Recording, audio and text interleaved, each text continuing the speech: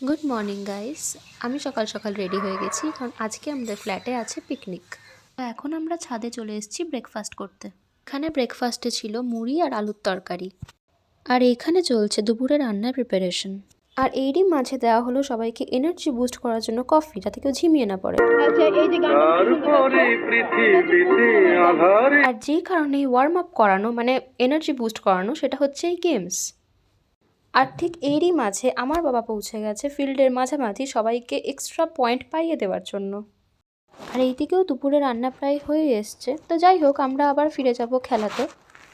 তো এখানে গান রিলেটেডও কিছু খেলা হয়েছিল, যেখানে একজন অ্যাক্ট করবে আর বাকি সবাইকে গেস করতে হবে যে ওটা কোন গান। তো গান রিলেটেড এরকম অনেক খেলা হওয়ার পর হলো প্রাইজ ডিস্ট্রিবিউশন, আর তারপরেই আমরা চলে গেলাম লাঞ্চ করতে। প্রথম পাতেই ছিল ভাত আর ঝুরি আলু ভাজা, তারপরে এলো মিক্সড ডাল আর মিক্সড ভেজ, আর তারপরে আমাদের শো স্টপার চিকেন। শেষ পাতে চাটনি, পাঁপড় আর নলেন গুড়ের রসগোল্লা।